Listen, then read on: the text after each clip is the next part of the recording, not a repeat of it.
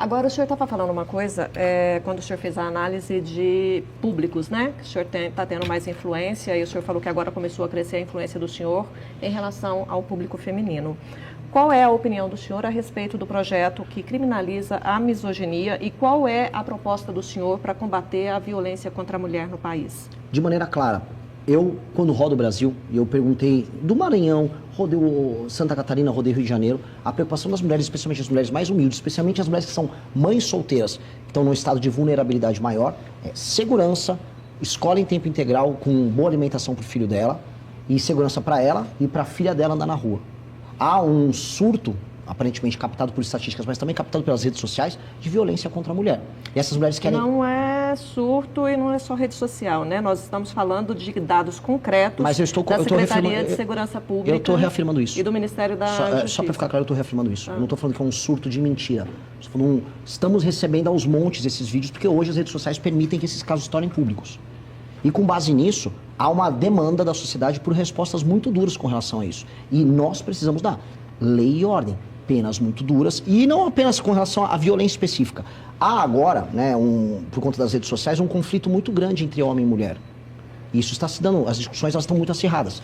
Hoje, há a questão da paternidade, do abandono da paternidade. A menina que tem um relacionamento com o rapaz acaba não ficando presente. A questão do não pagamento de pensão, que, assim, para as meninas, especialmente em favelas, em comunidades mais pobres, em cidades pequenas no interior, a incidência da gravidez na adolescência é mais alta. Mas eu perguntei sobre a violência, o combate à violência. Aumento Qual de penas. É a política? Aumento de penas. A lei do feminicídio, ela já aumentou a pena... Mas não, todo tipo de violência, especialmente violência com armas, elas têm que aumentar no Brasil. E acabar com a progressão. Sim, mas nós já temos um aumento de pena que foi aprovado recentemente.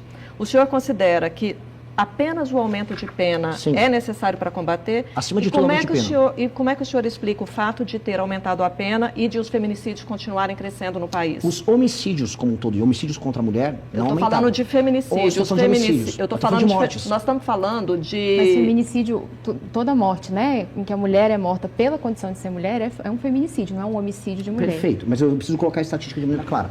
Homicídios como um todo contra a mulher diminuíram. Há agora... E isso é um termo bom para a gente poder medir. Violência contra a mulher dentro de casa, violência por, vamos dizer, algum tipo de motivação dessa natureza. O cara agrediu uma mulher por ser mulher. Hoje você tem uma métrica que não existia. Ela está aumentando e estamos trazendo luz para isso. Aumento de penas. Aumento de penas. Eu vou trabalhar com aumento de penas. Eu não vou trabalhar com critérios subjetivos, como aconteceu agora. Ah, não, você vai... uma discussão que pode ser tratada como misógina ser equiparada à injúria racial. Eu não vou trabalhar nesses termos. Não vou trabalhar porque traz uma subjetividade que não é bom nem para a relação homem-mulher, entre homens e mulheres de boa fé, então, e nem o senhor é como contra a criminalização da... A lei da misoginia? Sou contra. Sou profundamente contra essa lei. Eu quero aumento de penas, eu quero lei e ordem. Agora, o senhor falou que vai trabalhar principalmente com o aumento de pena. Quando a gente fala em aumento de pena, pré-candidato, a gente fala de uma situação em que a mulher já foi assassinada, ela já foi exterminada e ela já deixou órfãos e deixou pais órfãos, irmãos órfãos e amigos órfãos. E antes disso, qual que é a sua proposta? O elemento que tem o maior poder de dissuasão para o cometimento de crime é justamente a certeza da punição. Perry Chiquida, estou falando agora política pública baseada em evidência. Perry Chiquida tem um estudo no Brasil que mostra que o cometimento de crime violento como um todo é dissuadido por, penas altas e 2, pela certeza da punição. Mas para o caso de feminicídios e de mulheres, não é essa a realidade, né? É um outro contexto social. Os especialistas falam muito sobre educação, né? De investir em educação.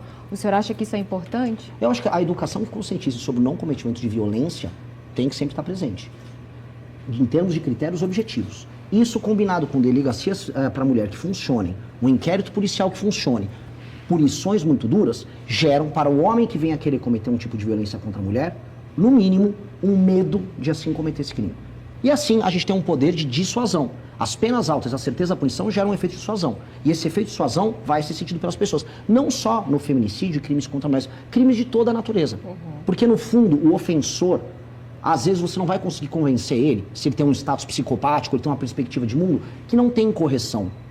Às vezes não será educando ele apenas. Às vezes vai ser mostrando, olha meu amigo, se você fizer, você está ferrado. E aí é isso, a força maior vai resolver isso.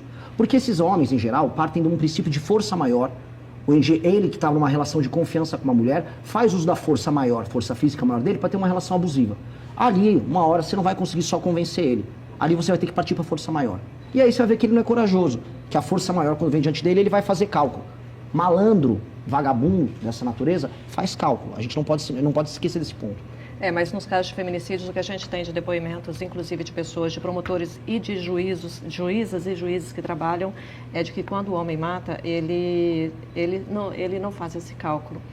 Olha, mas é uma discussão muito longa. Eu queria saber a opinião do senhor. Só deixar bem claro que eu discordo, e as políticas baseadas em evidência não só no Brasil, mas ao redor do mundo, elas vão na linha contrária. O poder de dissuasão por penas e certeza de punição, ele tem um efeito no mundo inteiro.